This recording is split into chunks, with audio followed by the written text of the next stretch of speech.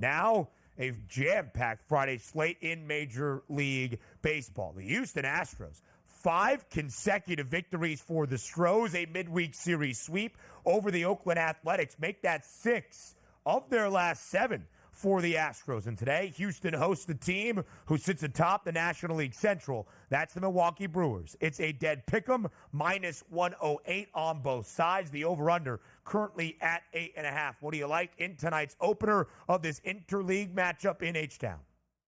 Yeah, Freddy Peralta has been pretty good here for the Milwaukee Brewers on the mound today. If we take a look at the last 30 days, 115 batters he's faced, a 103 ISO and a weighted on base percentage of 294. If we use the current season, which means more than just the past 30 days, again, very good numbers. 114 ISO power number, weighted on base percentage, 269. We're waiting for that Houston Astros lineup to come out of its shell. Maybe last night was a pretty good jump point there. 8 runs scored as they continue to win baseball games. Got some pretty good pitching yesterday from Valdez. We'll see if that can continue today. But let's take a look at the lineup and who's going to be pitching for the Houston Astros. Hunter Brown's on the mound. First part of the season here, not very good. If we look at the totality, Ben, of his season, a 201 ISO power number and a weighted on base percentage of 418. That is terrible, but he has been a little bit better over the past month. 82 batters faced here, 178 ISO power number, which is a little bit lower than his full season, and a 345 weighted on base percentage. Once again, much lower than his full season total. He is making gains here against right-handed batters to the tune of a 0 ISO power number and a weighted on base percentage of 276. So the left-handed batters is where you want to go to focus because Hunter Brown is a right-handed pitcher, still struggling, Ben, at a 283 ISO and a 389 weighted on base percentage. The lefties in the lineup, of course, Jake Bauers, a 204 ISO power number, Christian Yelich, only to 150 ISO, but look at that weighted on base percentage at a 425. RBI chances probably coming from the left-handed bats for the Brewers, but overall, maybe looking towards an under here, which is no surprise for the Houston Astros. Yeah, that has been the story for Houston. That total 8.5. Start number 2 for Paul Skenes against the same opponent in his second start. Start 1 was Saturday in Pittsburgh at PNC Park. Start number 2 on this Friday afternoon inside the friendly confines of Wrigley Field. Both against the Cubbies, and Pittsburgh actually a slight favorite with Skenes on the bump. Only 4 innings in his opening start, but did show some of those flashes, striking out 7. What do you expect in Skenes start 2 today on the north side?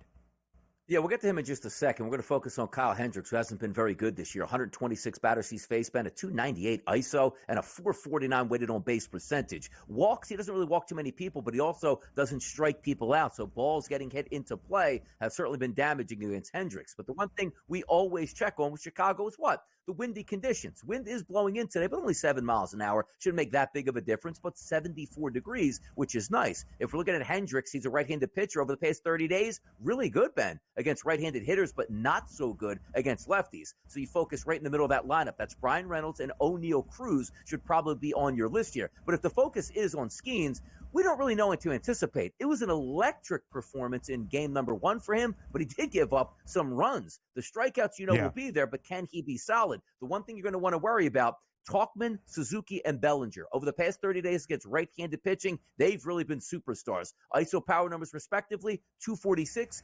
364, and 485. Just look at Bellinger as a left-handed batter in the lineup today. A 485 ISO and a 471 weighted on base percentage. The damage from the Cubs lineup is going to come early because after that, Skenes should be able to settle in. But I think we're all interested in seeing what his bounce-back performance is going to be because there was a lot of hype around him coming up. But the one thing we do know, expect at least 15-plus pitches at over 100 miles per hour today. Let's see what happens with Skenes. 6.5 is the strikeout prop for Paul Skenes in his second start. Again, he registered 7 against this Chicago team on Saturday, albeit in Pittsburgh. Quickly here, DRS, the Braves, a big favorite, minus 210 against the slumping San Diego Padres in the ATL today. What do you like in this matchup? Yeah, Padres are in big trouble today. Waldron's going to be on the mound. He's been bad. Last 30 days, been a 253 ISO and a 368 weighted on base percentage through 110 batters. The one thing that we're not used to seeing, though, is lining up this Braves lineup. It usually always looks fantastic. It technically doesn't, but the edge to the pitcher and a slight edge to the lineup today for Atlanta, they should handle business.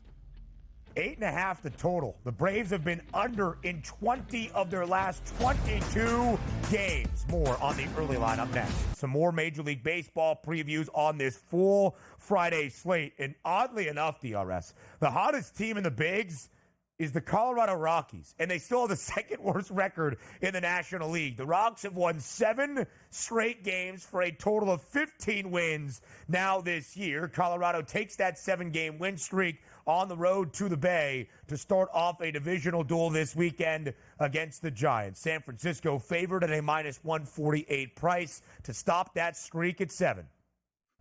Get to know Kyle Harrison, the left-handed pitcher here for the San Francisco Giants. Last 30 days, Ben, 115 batters he's faced, an 0.71 ISO and a weighted on-base percentage of 282. Strikeout number about 23%, which is certainly solid. Going against a lineup that is starting to hit the baseball much, much better. But usually when we talk about the Rockies and their offense, it's typically at home. This is one of the true pitchers' ballpark in Major League Baseball out in San Francisco. We'll see how that does translate. But from the other side here, if we're not matching up with Harrison, it's Feltner on the mound, the right-handed pitcher for the Rockies. He has been decent also over the past 30 days. 127 batters faced, a strikeout percentage about 18%, which is a little bit low. Walk percentage below 5%, but an ISO of 136. So two pitchers coming in decent form against not so powerful lineups in a pitcher's ballpark. For me, paint by numbers, baby. We're going under.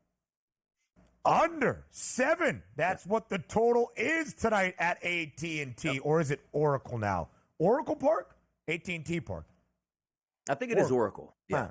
Yeah, I think it's Oracle as well. All right. Anyway, as we go elsewhere around Major League Baseball, our next game up in Baltimore, where the O's are getting ready to host the Seattle Mariners, minus 134. That price in favor of Baltimore. Total at 8. East versus West. Who gets the best?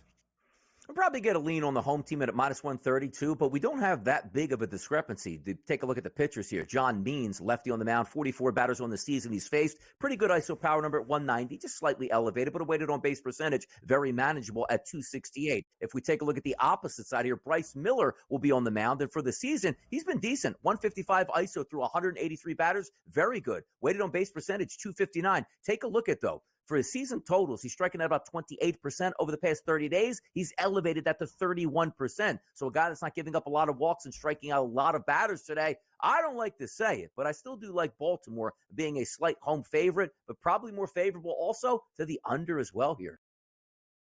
Yeah. The O's, of course, in their most recent game, had the day off on a Thursday, walked it off with a 2-run shot from Adley Rutschman.